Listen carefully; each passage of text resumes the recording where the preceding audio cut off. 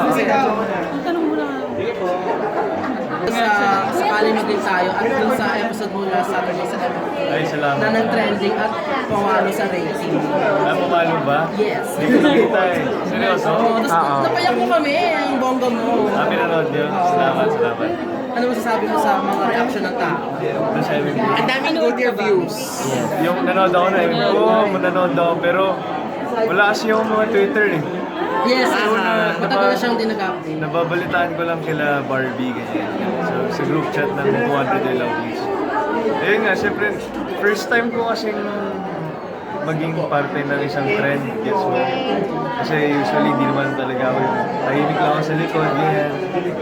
So, nung nakakatuwa na na-appreciate nila yung ginagawa namin. And, maraming salamat kay Directed, syempre, na binigyan ako ng chance. Kay Barbie na tinulungan ako.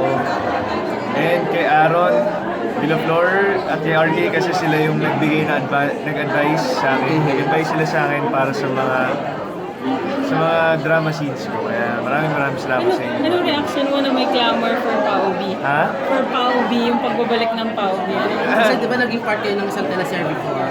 Langit mo. Balik kayong original partners. Yung reaction ko. Siyempre masaya din naman kasi si Barbie, parang sobrang komportable na kami. Showtime pa lang. Showtime, lagi lupa, araw-gabi. So parang lagi ko talaga sila kasama. Si Barbie, kaibigan ko yan ever since nakilala ko, kaibigan ko na Pero after MMK, wala pang project for you to together. Project Kapalaran, di ba? Ha? Kapalaran. Kapalaran, pero hindi pa sinasabi kung kailan eh. Wala pa akong balita doon. Sino makakapartner mo sa kapalaran? Wala pa. Wala pa. Ano siya, it's about parang family story kasi. Hindi mo talaga siya yung...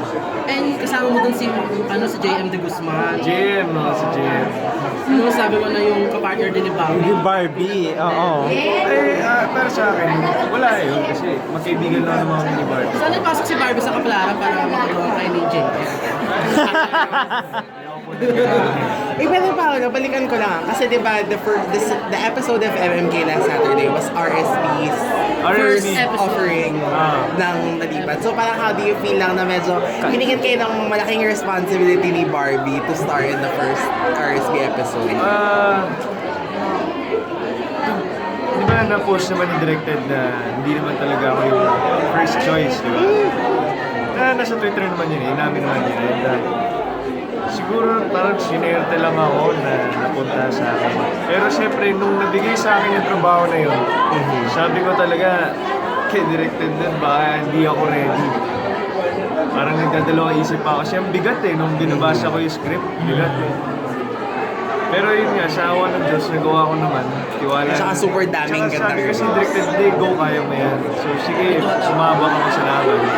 Kahit Thank you. kinakabahan ako. Thank you. Thank you. Thank you! Congratulations!